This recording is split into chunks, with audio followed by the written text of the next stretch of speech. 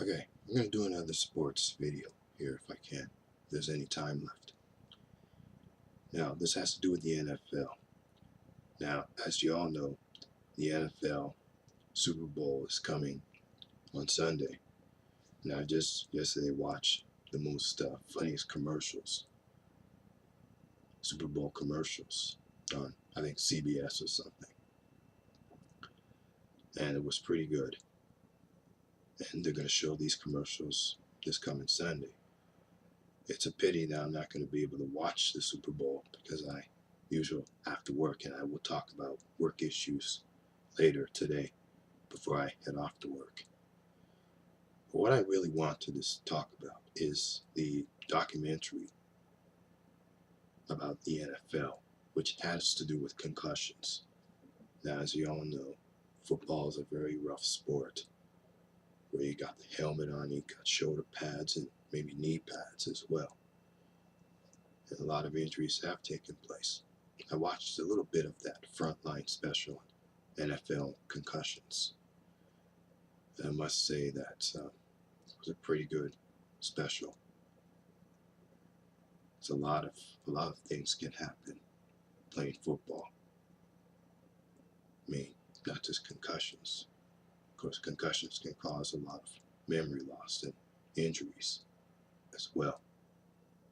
But what's so tragic is about NFL careers shortened because of concussions is the future.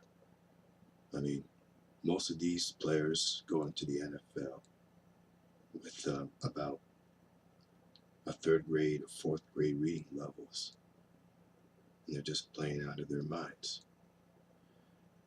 I just don't know why that is, but it's probably known to having this mentality that they're going to make the NFL and make a whole lot of money. But that's not always the case. A lot of players retire with the fact that, with the feeling that they can't do anything else because of a lack of education and the concussions as well. Like Brett Favre, he's had memory losses, and of course you got to think about Mike Webster, former Pittsburgh Steeler tackle, which of course he died as well. I think maybe of a stroke.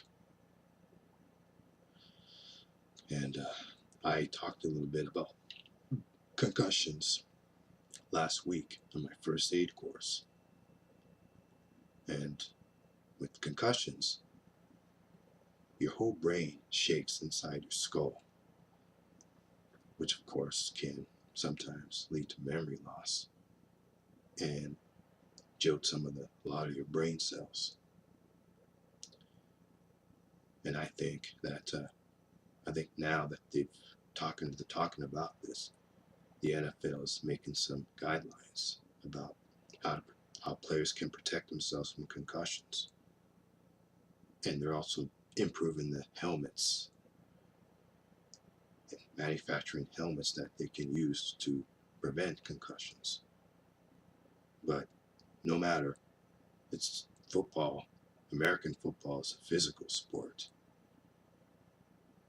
and takes a lot of agility and strength to avoid concussions.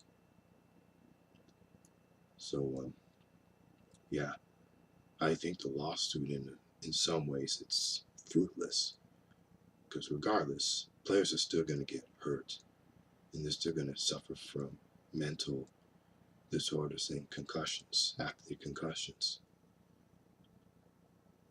But with any professional sports, players have to think about their futures as well, because what are they going to do when they reach a certain age that they can't play anymore?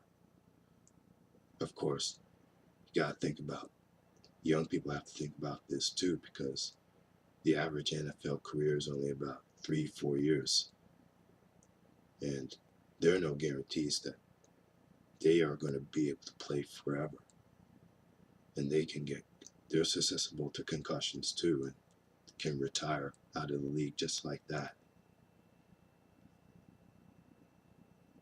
And so it's not just for the NFL, it goes for the NHL too, because the players wear helmets too. So that's really all I have to say. I thought I'd get that off my chest. I'll be back.